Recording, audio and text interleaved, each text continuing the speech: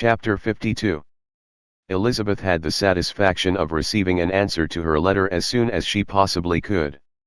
She was no sooner in possession of it than, hurrying into the little copse, where she was least likely to be interrupted, she sat down on one of the benches and prepared to be happy, for the length of the letter convinced her that it did not contain a denial. Gracechurch Street, September 6. My dear niece, I have just received your letter, and shall devote this whole morning to answering it, as I foresee that a little writing will not comprise what I have to tell you. I must confess myself surprised by your application. I did not expect it from you. Don't think me angry, however, for I only mean to let you know that I had not imagined such inquiries to be necessary on your side. If you do not choose to understand me, forgive my impertinence. Your uncle is as much surprised as I am, and nothing but the belief of your being a party concerned would have allowed him to act as he has done. But if you are really innocent and ignorant, I must be more explicit. On the very day of my coming home from Longbourn, your uncle had a most unexpected visitor. Mr. Darcy called, and was shut up with him several hours. It was all over before I arrived, so my curiosity was not so dreadfully racked as yours seems to have been. He came to tell Mr. Gardiner that he had found out where your sister and Mr. Wickham were, and that he had seen and talked with them both, Wickham repeatedly, Lydia once. From what I can collect, he left Derbyshire only one day after ourselves, and came to town with the resolution of hunting for them. The motive professed was his conviction of its being owing to himself that Wickham's worthlessness had not been so well known as to make it impossible for any young woman of character to love or confide in him. He generously imputed the whole to his mistaken pride, and confessed that he had before thought it beneath him to lay his private actions open to the world. His character was to speak for itself. He called it, therefore, his duty to step forward, and endeavor to remedy an evil which had been brought on by himself. If he had another motive, I am sure it would never disgrace him. He had been some days in town, before he was able to discover them, but he had something to direct his search, which was more than we had, and the consciousness of this was another reason for his resolving to follow us. There is a lady, it seems, a Mrs. Young, who was some time ago governess to Miss Darcy, and was dismissed from her charge on some cause of disapprobation, though he did not say what. She then took a large house in Edward Street, and has since maintained herself by letting lodgings. This Mrs. Young was, he knew, intimately acquainted with Wickham, and he went to her for intelligence of him as soon as he got to town. But it was 2 or 3 days before he could get from her what he wanted. She would not betray her trust, I suppose, without bribery and corruption, for she really did know where her friend was to be found. Wickham indeed had gone to her on their first arrival in London, and had she been able to receive them into her house, they would have taken up their abode with her. At length, however, our kind friend procured the wished-for direction. They were in street. He saw Wickham, and afterwards insisted on seeing Lydia. His first object with her, he acknowledged, had been to persuade her to quit her present disgraceful situation, and return to her friends as soon as they could be prevailed on to receive her, offering his assistance, as far as it would go. But he found Lydia absolutely resolved on remaining where she was. She cared for none of her friends, she wanted no help of his, she would not hear of leaving Wickham. She was sure they should be married some time or other, and it did not much signify when. Since such were her feelings, it only remained, he thought, to secure and expedite a marriage, which, in his very first conversation with Wickham, he easily learned had never been his design. He confessed himself obliged to leave the regiment, on account of some debts of honor, which were very pressing, and scrupled not to lay all the ill consequences of Lydia's flight on her own folly alone. He meant to resign his commission immediately, and as to his future situation, he could conjecture very little about it. He must go somewhere, but he did not know where, and he knew he should have nothing to live on. Mr. Darcy asked him why he had not married your sister at once. Though Mr. Bennet was not imagined to be very rich, he would have been able to do something for him, and his situation must have been benefited by marriage. But he found, in reply to this question, that Wickham still cherished the hope of more effectually making his fortune by marriage in some other country. Under such circumstances, however, he was not likely to be proof against the temptation of immediate relief. They met several times, for there was much to be discussed. Wickham of course wanted more than he could get, but at length was reduced to be reasonable. Everything being settled between them, Mr. Darcy's next step was to make your uncle acquainted with it, and he first called in Gracechurch Street the evening before I came home. But Mr. Gardiner could not be seen, and Mr. Darcy found, on further inquiry, that your father was still with him, but would quit town the next morning. He did not judge your father to be a person whom he could so properly consult as your uncle, and therefore readily postponed seeing him till after the departure of the former. He did not leave his name, and till the next day it was only known that a gentleman had called on business. On Saturday he came again. Your father was gone, your uncle at home, and, as I said before, they had a great deal of talk together. They met again on Sunday, and then I saw him too. It was not all settled before Monday. As soon as it was, the express was sent off to Longbourn.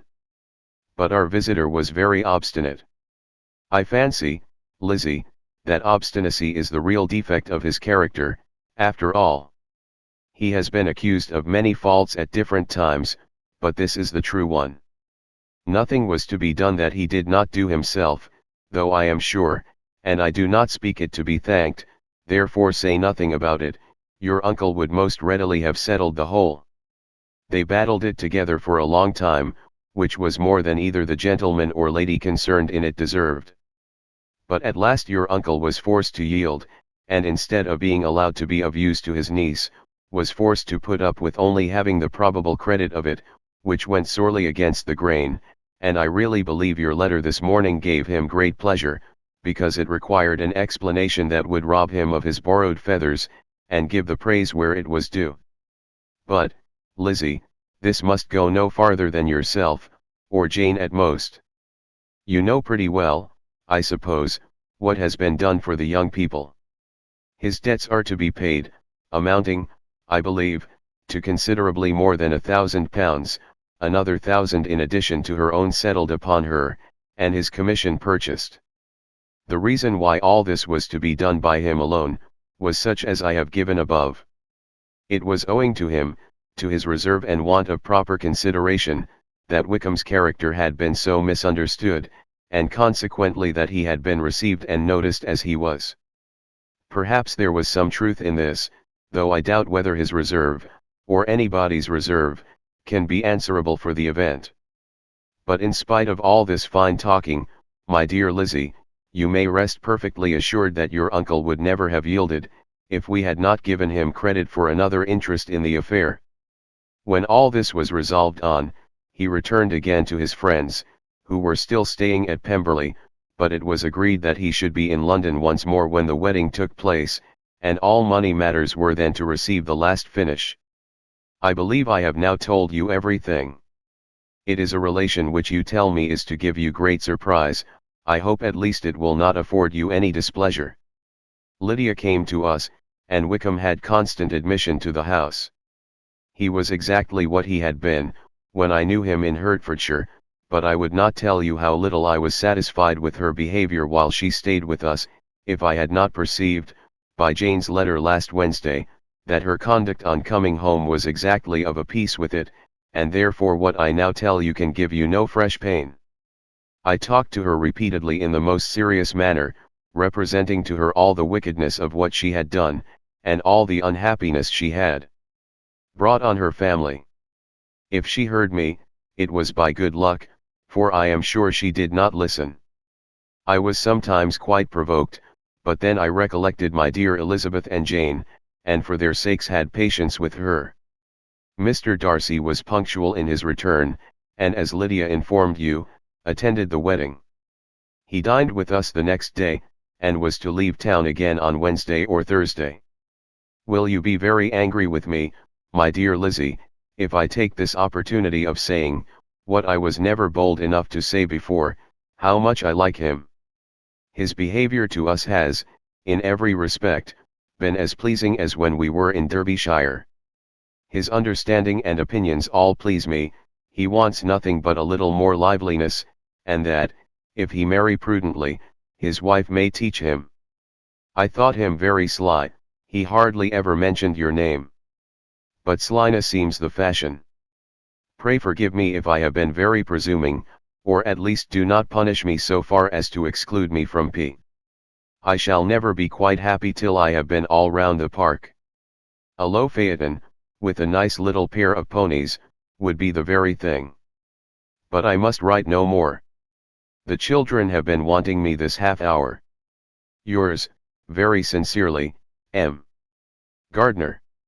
The contents of this letter threw Elizabeth into a flutter of spirits, in which it was difficult to determine whether pleasure or pain bore the greatest share. The vague and unsettled suspicions which uncertainty had produced of what Mr. Darcy might have been doing to forward her sister's match, which she had feared to encourage as an exertion of goodness too great to be probable, and at the same time dreaded to be just, from the pain of obligation, were proved beyond their greatest extent to be true. He had followed them purposely to town, he had taken on himself all the trouble and mortification attendant on such a research, in which supplication had been necessary to a woman whom he must abominate and despise, and where he was reduced to frequently meet, reason with, persuade, and finally bribe, the man whom he always most wished to avoid, and whose very name it was punishment to him to pronounce. He had done all this for a girl whom he could neither regard nor esteem. Her heart did whisper that he had done it for her. But it was a hope shortly checked by other considerations, and she soon felt that even her vanity was insufficient, when required to depend on his affection for her, for a woman who had already refused him as able to overcome a sentiment so natural as abhorrence against relationship with Wickham. Brother-in-law of Wickham. Every kind of pride must revolt from the connection. He had, to be sure, done much. She was ashamed to think how much. But he had given a reason for his interference, which asked no extraordinary stretch of belief. It was reasonable that he should feel he had been wrong, he had liberality, and he had the means of exercising it, and though she would not place herself as his principal inducement, she could, perhaps, believe that remaining partiality for her might assist his endeavors in a cause where her peace of mind must be materially concerned. It was painful, exceedingly painful, to know that they were under obligations to a person who could never receive a return. They owed the restoration of Lydia, her character, everything, to him. Oh! How heartily did she grieve over every ungracious sensation she had ever encouraged, every saucy speech she had ever directed towards him. For herself she was humbled, but she was proud of him. Proud that in a cause of compassion and honor, he had been able to get the better of himself. She read over her aunt's commendation of him again and again. It was hardly enough, but it pleased her. She was even sensible of some pleasure, though mixed with regret, on finding how steadfastly both she and her uncle had been persuaded that affection and confidence subsisted between Mr. Darcy and herself. She was roused from her seat, and her reflections, by someone's approach, and before she could strike into another path, she was overtaken by Wickham. "I am afraid I interrupt your solitary ramble, my dear sister," said he, as he joined her. "You certainly do," she replied with a smile, "but it does not follow that the interruption must be unwelcome. I should be sorry indeed, if it were. We were always good friends, and now we are better." "True. Are the others coming out?" "I do not know.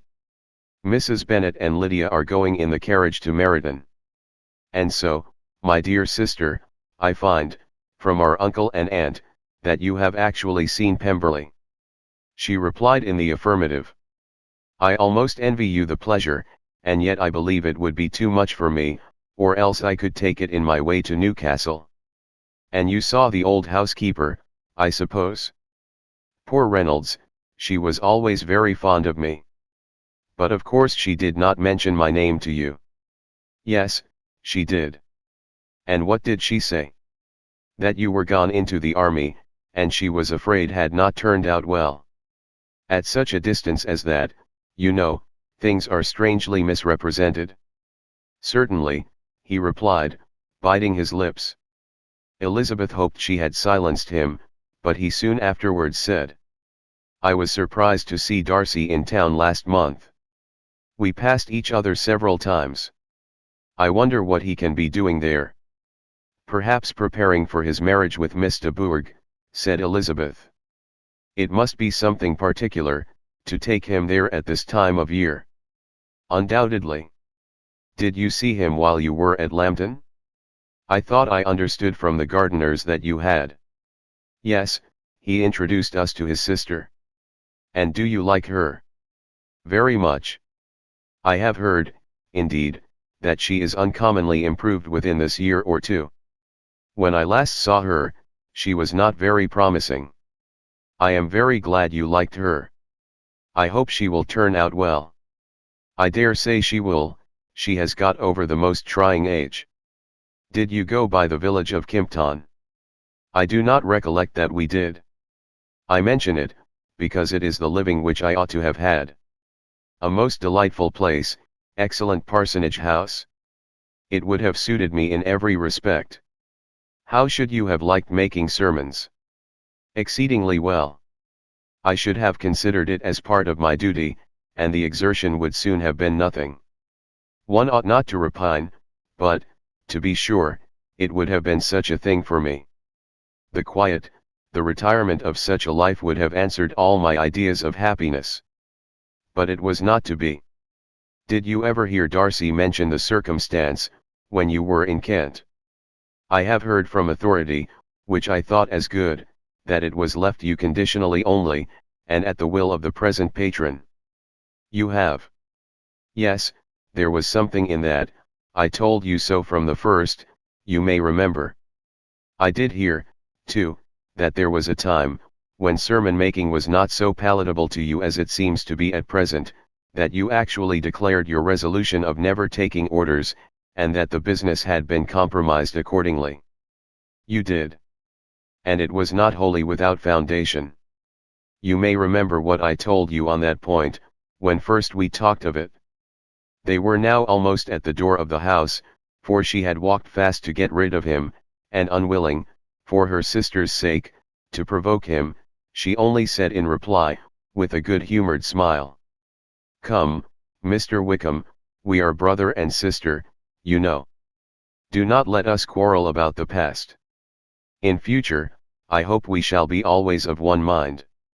She held out her hand, he kissed it with affectionate gallantry, though he hardly knew how to look, and they entered the house. Chapter 53. Mr. Wickham was so perfectly satisfied with this conversation that he never again distressed himself, or provoked his dear sister Elizabeth, by introducing the subject of it, and she was pleased to find that she had said enough to keep him quiet. The day of his and Lydia's departure soon came, and Mrs. Bennet was forced to submit to a separation, which, as her husband by no means entered into her scheme of their all going to Newcastle, was likely to continue at least a 12-month. Oh, my dear Lydia, she cried, when shall we meet again? Oh, Lord! I don't know. Not these 2 or 3 years, perhaps. Write to me very often, my dear. As often as I can. But you know married women have never much time for writing. My sisters may write to me. They will have nothing else to do. Mr. Wickham's adieus were much more affectionate than his wife's. He smiled, looked handsome, and said many pretty things. He is as fine a fellow, said Mr. Bennet, as soon as they were out of the house, as ever I saw. He simpers, and smirks, and makes love to us all. I am prodigiously proud of him. I defy even Sir William Lucas himself to produce a more valuable son-in-law. The loss of her daughter made Mrs. Bennet very dull for several days. I often think, said she, that there is nothing so bad as parting with one's friends. One seems so forlorn without them. This is the consequence, you see, madam, of marrying a daughter, said Elizabeth. It must make you better satisfied that your other four are single. It is no such thing. Lydia does not leave me because she is married, but only because her husband's regiment happens to be so far off. If that had been nearer, she would not have gone so soon. But the spiritless condition which this event threw her into was shortly relieved, and her mind opened again to the agitation of hope, by an article of news which then began to be in circulation. The housekeeper at Netherfield had received orders to prepare for the arrival of her master, who was coming down in a day or two, to shoot there for several weeks. Mrs. Bennet was quite in the fidgets. She looked at Jane, and smiled and shook her head by turns. Well, well, and so Mr. Bingley is coming down, sister, for Mrs. Phillips first brought her the news. Well, so much the better. Not that I care about it, though. He is nothing to us, you know, and I am sure I never want to see him again. But, however, he is very welcome to come to Netherfield, if he likes it. And who knows what may happen. But that is nothing to us. You know, sister, we agreed long ago never to mention a word about it. And so, is it quite certain he is coming? You may depend on it, replied the other, for Mrs. Nichols was in Meryton last night. I saw her passing by, and went out myself on purpose to know the truth of it, and she told me that it was certain true. He comes down on Thursday at the latest, very likely on Wednesday. She was going to the butcher's, she told me, on purpose to order in some meat on Wednesday, and she has got 3 couple of ducks just fit to be killed. Miss Bennet had not been able to hear of his coming without changing colour. It was many months since she had mentioned his name to Elizabeth, but now, as soon as they were alone together, she said, I saw you look at me today, Lizzie, when my aunt told us of the present report, and I know I appeared distressed. But don't imagine it was from any silly cause. I was only confused for the moment, because I felt that I should be looked at. I do assure you that the news does not affect me either with pleasure or pain. I am glad of one thing, that he comes alone, because we shall see the less of him. Not that I am afraid of myself, but I dread other people's remarks. Elizabeth did not know what to make of it. Had she not seen him in Derbyshire, she might have supposed him capable of coming there with no other view than what was acknowledged, but she still thought him partial to Jane, and she wavered as to the greater probability of his coming there with his friend's permission, or being bold enough to come without it. Yet it is hard, she sometimes thought, that this poor man cannot come to a house which he has legally hired, without raising all this speculation. I will leave him to himself. In spite of what her sister declared, and really believed to be her feelings in the expectation of his arrival, Elizabeth could easily perceive that her spirits were affected by it. They were more disturbed, more unequal, than she had often seen them. The subject which had been so warmly canvassed between their parents, about a 12-month ago, was now brought forward again. As soon as ever Mr. Bingley comes, my dear, said Mrs. Bennet, you will wait on him of course. No, no. You forced me into visiting him last year, and promised, if I went to see him, he should marry one of my daughters. But it ended in nothing, and I will not be sent on a fool's errand again. His wife represented to him how absolutely necessary such an attention would be from all the neighbouring gentlemen, on his returning to Netherfield. "'Tis an etiquette I despise," said he. "If he wants our society, let him seek it. He knows where we live. I will not spend my hours in running after my neighbors every time they go away and come back again. Well, all I know is, that it will be abominably rude if you do not wait on him. But, however, that shan't prevent my asking him to dine here. I am determined. We must have Mrs. Long and the Goldings soon. That will make 13 with ourselves, so there will be just room at table for him." Consoled by this resolution, she was the better able to bear her husband's incivility, though it was very mortifying to know that her neighbours might all see Mr. Bingley, in consequence of it, before they did. As the day of his arrival drew near, I begin to be sorry that he comes at all, said Jane to her sister. It would be nothing, I could see him with perfect indifference, but I can hardly bear to hear it thus perpetually talked of. My mother means well, but she does not know, no one can know, how much I suffer from what she says. Happy shall I be, when his stay at Netherfield is over. I wish I could say anything to comfort you, replied Elizabeth, but it is wholly out of my power. You must feel it, and the usual satisfaction of preaching patience to a sufferer is denied me, because you have always so much. Mr. Bingley arrived. Mrs. Bennet, through the assistance of servants, contrived to have the earliest tidings of it, that the period of anxiety and fretfulness on her side might be as long as it could. She counted the days that must intervene before their invitation could be sent, hopeless of seeing him before. But on the third morning after his arrival in Hertfordshire, she saw him, from her dressing-room window, enter the paddock and ride towards the house. Her daughters were eagerly called to partake of her joy.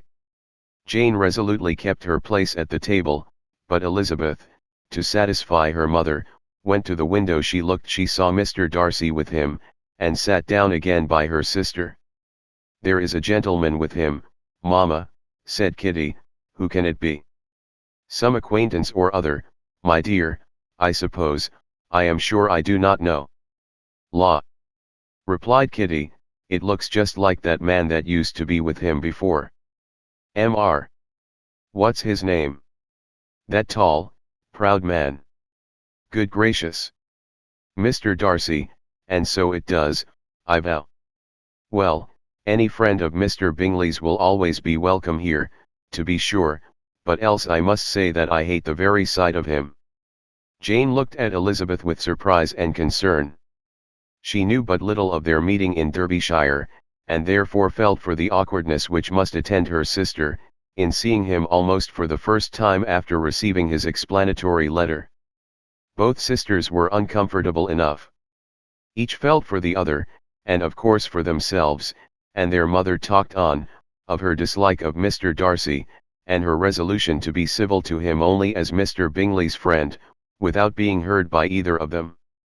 But Elizabeth had sources of uneasiness which could not be suspected by Jane, to whom she had never yet had courage to shew Mrs. Gardiner's letter, or to relate her own change of sentiment towards him.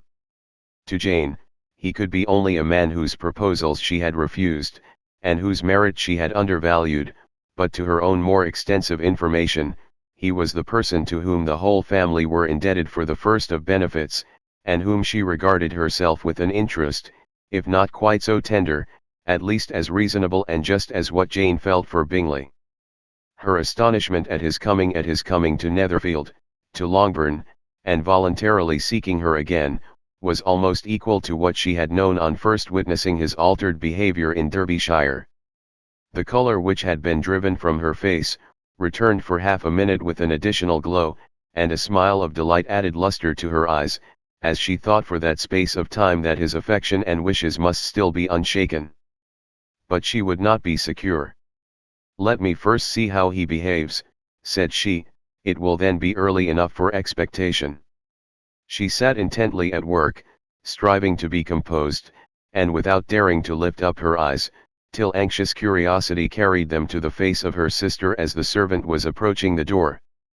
Jane looked a little paler than usual, but more sedate than Elizabeth had expected. On the gentleman's appearing, her colour increased, yet she received them with tolerable ease, and with a propriety of behaviour equally free from any symptom of resentment or any unnecessary complaisance. Elizabeth said as little to either as civility would allow, and sat down again to her work, with an eagerness which it did not often command. She had ventured only one glance at Darcy.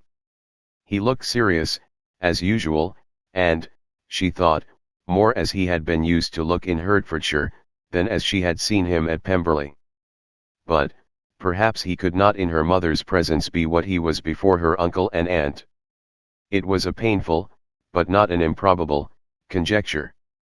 Bingley, she had likewise seen for an instant, and in that short period saw him looking both pleased and embarrassed. He was received by Mrs. Bennet with a degree of civility which made her two daughters ashamed, especially when contrasted with the cold and ceremonious politeness of her curtsy and address to his friend. Elizabeth, particularly, who knew that her mother owed to the latter the preservation of her favourite daughter from irremediable infamy, was hurt and distressed to a most painful degree by a distinction so ill applied. Darcy, after inquiring of her how Mr. and Mrs. Gardiner did, a question which she could not answer without confusion, said scarcely anything. He was not seated by her, perhaps that was the reason of his silence, but it had not been so in Derbyshire. There he had talked to her friends, when he could not to herself. But now several minutes elapsed without bringing the sound of his voice, and when occasionally, unable to resist the impulse of curiosity, she raised her eyes to his face, she as often found him looking at Jane as at herself, and frequently on no object but the ground. More thoughtfulness and less anxiety to please, than when they last met, were plainly expressed. She was disappointed, and angry with herself for being so. "Could I expect it to be otherwise?" said she. "Yet why did he come?" She was in no humor for conversation with anyone but himself, and to him she had hardly courage to speak. She inquired after his sister, but could do no more. "It is a long time, Mr. Bingley, since you went away," said Mrs. Bennet. He readily agreed to it. "I began to be afraid you would never come back again. People did say you meant to quit the place entirely at Michaelmas, but, however, I hope it is not true. A great many changes have happened in the neighbourhood, since you went away. Miss Lucas is married and settled. And one of my own daughters. I suppose you have heard of it, indeed, you must have seen it in the papers. It was in the Times and the Courier, I know, though it was not put in as it ought to be. It was only said, lately, George Wickham, Esq. to Miss Lydia Bennet, without there being a syllable said of her father, or the place where she lived, or anything. It was my brother Gardiner's drawing up too, and I wonder how he came to make such an awkward business of it. Did you see it?" Bingley replied that he did, and made his congratulations. Elizabeth dared not lift up her eyes. How Mr. Darcy looked, therefore, she could not tell. "It is a delightful thing, to be sure, to have a daughter well married," continued her mother, "but at the same time, Mr. Bingley, it is very hard to have her taken such away from me. They are gone down to Newcastle, a place quite northward, it seems, and there they are to stay I do not know how long. His regiment is there, for I suppose you have heard of his leaving the shire, and of his being gone into the regulars. Thank heaven! He has some friends, though perhaps not so many as he deserves." Elizabeth, who knew this to be levelled at Mr. Darcy, was in such misery of shame, that she could hardly keep her seat. It drew from her, however, the exertion of speaking, which nothing else had so effectually done before, and she asked Bingley whether he meant to make any stay in the country at present. "A few weeks," he believed. "When you have killed all your own birds, Mr. Bingley," said her mother, "I beg you will come here, and shoot as many as you please on Mr. Bennet's manor. I am sure he will be vastly happy to oblige you, and will save all the best of the coveys for you." Elizabeth's misery increased, at such unnecessary, such officious attention. Were the same fair prospect to arise at present as had flattered them a year ago, everything, she was persuaded, would be hastening to the same vexatious conclusion. At that instant, she felt that years of happiness could not make Jane or herself amends for moments of such painful confusion. "The first wish of my heart," said she to herself, "is never more to be in company with either of them. Their society can afford no pleasure that will atone for such wretchedness as this. Let me never see either one or the other again." Yet the misery, for which years of happiness were to offer no compensation, received soon afterwards material relief, from observing how much the beauty of her sister rekindled the admiration of her former lover. When first he came in, he had spoken to her but little, but every 5 minutes seemed to be giving her more of his attention. He found her as handsome as she had been last year, as good-natured, and as unaffected, though not quite so chatty. Jane was anxious that no difference should be perceived in her at all, and was really persuaded that she talked as much as ever. But her mind was so busily engaged, that she did not always know when she was silent. When the gentleman rose to go away, Mrs. Bennet was mindful of her intended civility, and they were invited and engaged to dine at Longbourn in a few days' time. "You are quite a visit in my debt, Mr. Bingley," she added, "for when you went to town last winter, you promised to take a family dinner with us, as soon as you returned. I have not forgot, you see, and I assure you, I was very much disappointed that you did not come back and keep your engagement." Bingley looked a little silly at this reflection, and said something of his concern at having been prevented by business. They then went away. Mrs. Bennet had been strongly inclined to ask them to stay and dine there that day, but, though she always kept a very good table, she did not think anything less than 2 courses could be good enough for a man on whom she had such anxious designs, or satisfy the appetite and pride of one who had 10,000 a year.